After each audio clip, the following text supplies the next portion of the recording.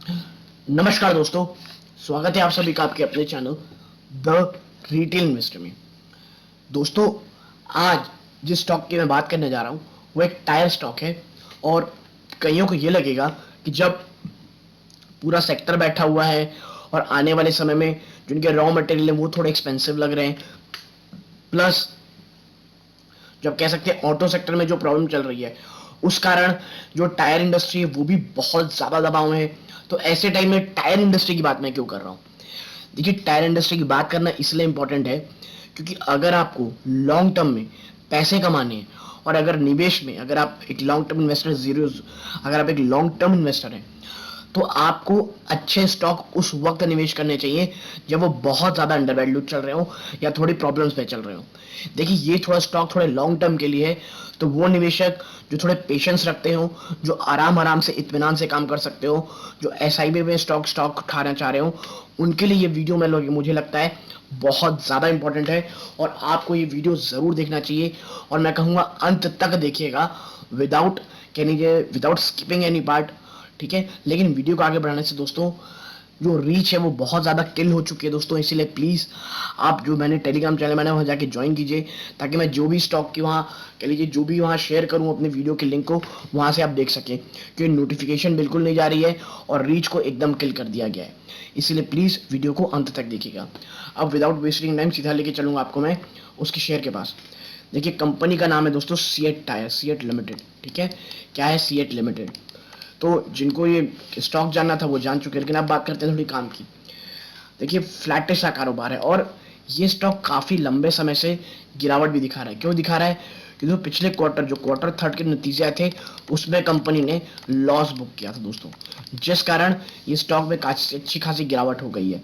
और आने वाला जो समय दोस्तों देखिए, जो क्रूड ऑयल है ना वो बहुत तेज भाग गया, जिसके कारण जो इनके रॉ मटेरियल्स हैं वो बहुत एक्सपेंसिव है, जो इनपुट कॉस्ट है वो बहुत ज़्यादा एक्सपेंसिव हो गई है। इसीलिए आने वाला मैं आपको बता दूं, एक या दो क्वार्टर, मान ली क्वार्टर टू और क्वार्टर वन, ठीक है, वो शायद दबाव में रह सकता है और स्टॉक में थोड़ी बहुत गिरावट आपको दिख सकती है। देखिए, काफ़ी ज़्यादा नेगेटिव चीज़ ऑलरेडी डिस्काउंटेड हो चुकी है इसके शेयर प्राइस में। ठीक है, और अगर गिरावट होती है मुझे लगता है इस स्टॉक में अगर आप अभी एसआईपी मोड में अगर आप उठाएंगे एसआईपी मोड में स्टॉक को, तो लॉन्ग टर्म के लिए ज़रूर से ज़रूर आपको ये रिटर्न कमा के देगा और एटलीस्ट आपको अपनी वॉच लिस्ट में ज़रूर रखना चाहिए। देखिए, मैं बताता हूँ, पिछले एक साल में देखिए ये स्टॉक पिछले ऊपरी स्तरों से कितना ज़्यादा टूट चुका है दोस्तों। देखिए, एक समय में तो ये 40-42% गिर चुका था और अभी थोड़ा सा उठा है, लेकिन अभी भी गिरावट में दोस्तों। ठीक है, तो ये गिरावट क्यों हो रही है? देखिए दोस्तों, पिछले 3 सालों से ना, लास्ट 3 ईयर्स क्या प्रॉब्लम हुई इस इंडस्ट्री को? सबसे पहले रॉ मटेरियल वो बहुत ज़्यादा एक्सपेंसिव हुआ है दोस्तों। ठीक है, जिसके कारण इनपुट कॉस्ट बढ़ी है, जिसके कारण आप कह सकते हैं जो ट्रांसपोर्टेशन कॉस्ट है वो बढ़ गए हैं इन लोगों के, और जो एक्सपेंसेस है वो इतने ज़्यादा बढ़ चुके हैं कि जो बनाने का जो सामान होता है, जो एक मैन्युफैक्चरिंग कॉस्ट होती है वो एक्सपेंसिव हो गई। दूसरा है सेक्टर ही बहुत ज़्यादा पिट गया दोस्तों। देखिए, टायर किस में लगेंगे? गाड़ियों में लगेंगे, चाहे वो पैसेंजर व्हीकल हो, चाहे वो आप कह लीजिए कमर्शियल व्हीकल हो, टू व्हील व्हीकल हो, फोर व्हीलर हो, लगेंगे टायर ही। लेकिन जब वो पूरी ऑटो इंडस्ट्री जहाँ से टायर को इतना बड़ा बिजनेस आता है वही अगर इतना ज़्यादा स्ट्रगल कर रही है, आप बताएं पिछले कई सालों से, पिछले 2 या 3 सालों से, कि भाई कोरोना की मार पड़ गई और कह लीजिए जो लॉकडाउन लग गया, तो जो बिजनेस होना चाहिए था वो हो नहीं पा रहा था दोस्तों। जिसके कारण क्या हुआ कि जो टायर इंडस्ट्री उसे एक बहुत बड़ा झटका लगा दोस्तों। ठीक है, और यही कारण है कि जो लास्ट क्वार्टर है इनका निगेटिव, इसका लॉस भी क्या था। तो ऐसा हो क्यों रहा है? मैंने आपको बताया भाई, जब आप देख लीजिए सेमीकंडक्टर इश्यूज आए जिस कारण फोर व्हीलर की इतनी लंबी लाइनें हैं दोस्तों बुकिंग की, लेकिन वो डिलीवर ही नहीं कर पा रहे, तो टायर इंडस्ट्री कहाँ से होगी? दूसरा, जो टायर एक और टायर का एक और बिजनेस क्या है? रिप्लेसमेंट बिजनेस है, यानी कि जो टायर आप जाके नया लगाते हैं उसमें भी उस प्रकार का रिटर्न नहीं आया जो आना चाहिए था। ठीक है, डिमांड ही पेंट अप नहीं हो रही दोस्तों, रूरल डिमांड एकदम से बैठी हुई है, तो इस कारण बहुत ज़्यादा प्रेशर में चल रहा है पूरा का पूरा सेक्टर। ठीक है, और अभी रिसेंट में रॉ मटेरियल और ज़्यादा बोल रहे हैं एक्सपेंसिव हो गया है, तो इन तमाम चीज़ों के कारण बहुत ज़्यादा दबाव में ही पूरा का पूरा सेक्टर।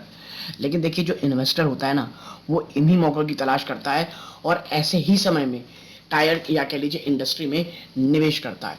और मुझे लगता है सीएट टायर में निवेश करने के लिए बहुत अच्छे मौके हैं दोस्तों ये। ठीक है, आप देखिए, अगर मैं आपको आगे दिखाऊं, आप देखिए तो इसने Tire manufacturer CEAT Limited has firmed up plans for capital expenditure (capex) of 800 crore for financial 20 toward expanding its greenfield plant at Kanchipuram, debottlenecking its plant and for renewable energy, said Anant Goenka. तो भाई इनका कहना भी हम 800 करोड़ का निवेश करेंगे अपनी जो कह लीजिए कैपिटल एक्सपेंडिचर में, जो यहाँ कांचीपुरम में जो हमारा प्लांट है उसके ग्रीन प्रोजेक्ट में। Now financial 22 we set aside a capex of 1000 crore but we had pruned it to rupees 800 crore. This fiscal we have spent almost 700 crore. He said for the next fiscal we are setting aside the same amount for expansion and debottlenecking among other. In the subsequent year capex will come down as we would have completed all the expansion work. देखिए, और सबसे बड़ा चीज़ ये है कि जो industry है, अभी जो इंडस्ट्री नहीं कहना चाहिए, जो एक कंपनी है सीएट, ये पूरी तरह से दोस्तों कह लीजिए एक्सपेंशन की ओर उतर रही थी, लगातार बड़े बड़े निवेश कर रही है। और कंपनी आप देखिए खुद कह रही है कि आने वाले सालों में ये कैपेक्स इन्वेस्टमेंट कम हो जाएगी, क्योंकि हम जो भी हमारा एक्सपेंशन वर्क है वो कंप्लीट कर दिए रहेंगे। यानी कि जो ये पूरा समय था इन्होंने धीरे धीरे लगाया किसमें, अपने प्लांट्स को कह लीजिए जो ग्रीन फील्ड है उसे कन्वर्ट करने में, अपनी एक्सपेंशन करने में। और अभी इंडस्ट्री में उतनी मांग नहीं थी, तो इन्होंने जो इतना एक्सपेंशन किया दोस्तों, वो उस एक्सपेंशन को करने का इन्होंने मुझे लगता है काफ़ी ज़्यादा अच्छा समय देखा। और अब जब चीज़ें ठीक हो जाएंगी तो मुझे लगता है सीएट टायर बहुत ही बड़ा बेनिफिशियरी रहेगा। जब पूरा सेक्टर कन्वर्ट होगा, एक रिवाइव की ओर जाएगा, तो सीएट एक री रेटिंग दिखा सकता है। आगे देखिए, earlier mister Goenka said that CEAT had planned a capex about 3500 crore, about another 1000 crore that is left over the course of next 12 to 15 months. That is 150 crore for financial 22, 800 crore for financial 23. Out of the earmarked sum, rupees 150 crore is meant for phase 2 expansion work for the first greenfield plant at Kanchipuram. देखिए, expansion company कर रही है और ये लगातार करती रहेगी। ठीक है, आगे मैं आपको दिखाऊं तो आप आगे देखिए कि भाई एक बात बीच में झटका लगा था कि भाई CCI competition commission of India ने जो टायर इंडस्ट्री है उनके ऊपर फाइन लगा दिया था। तो इसको देखते हुए Apollo tyre and CEAT will challenge the competition commission of India, rupees 1788 crore fine and seasoned and dissent order on 5-year company of 5 tire companies, Apollo, CEAT, Birla Tire, MRF and JK Tire, and their lobby automotive tire manufacturing association what charges of cartelization. भाई इनका ये कहना था कि भाई इन्होंने cartel बना के काम कर रहे हैं, कंपटीशन कमीशन ऑफ इंडिया कहना था। तो भाई इसके खिलाफ जो दो कंपनियां हैं अपोलो टायर और सीएट टायर, वो कह रही भाई हम जाएंगे कंपटीशन कमीशन की जो रूल है उसके खिलाफ और कोर्ट में जाएंगे।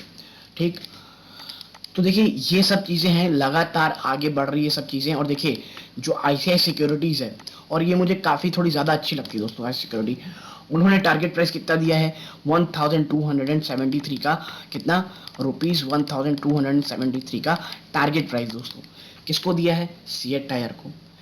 यानी कि आप एक चीज़ देखिए कि जो ये रिवाइवल है ये जब होगा, जब पूरा का पूरा ऑटो सेक्टर, क्योंकि देखिए कितना ही गिरेगा, इतनी बुरी हालत है आप समझिए अभी पूरे ऑटो सेक्टर की और टायर इंडस्ट्री की कि रॉ मटेरियल एक्सपेंसिव है, डिमांड गायब है, रिप्लेसमेंट बिजनेस जो चल रहा था वो भी गायब है।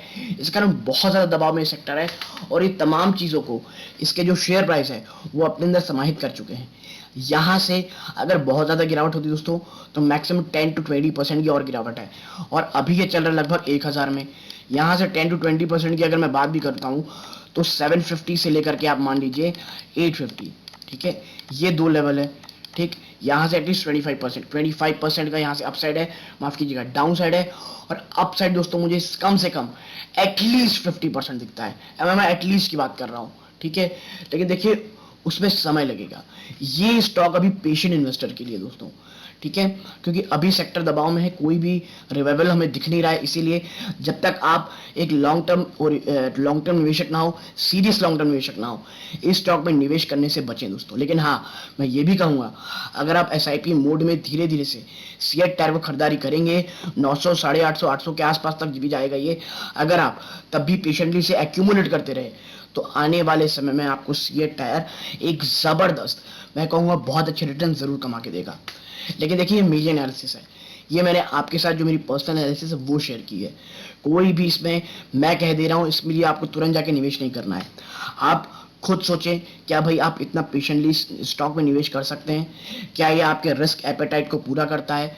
अगर आपकी एनालिसिस में ये वीडियो के लिए हेल्प की हो, उसके बाद जाके अपने या तो अपने वित्तीय सलाहकार सलाह जरूर लीजिएगा कि भाई क्या मैं इसमें निवेश कर सकता हूँ। और अगर नहीं भी कर रहे हैं तो एटलीस्ट आप अपने से वॉच लिस्ट में जरूर डालिए, क्योंकि मुझे लगता है लॉन्ग टर्म के लिए एक अच्छी बेट हो सकती है। तो अगर आप यहाँ तक जुड़े हुए हैं, ये मेरा पूरा एनालिसिस पसंद आया हो, प्लीज़ वीडियो को लाइक कीजिए। चैनल में पहली बार आए हैं, चैनल सब्सक्राइब कीजिएगा। यहाँ तक जुड़े रहने के लिए आप सभी का धन्यवाद। ये इस वीडियो का अंत है। जय हिंद दोस्तों।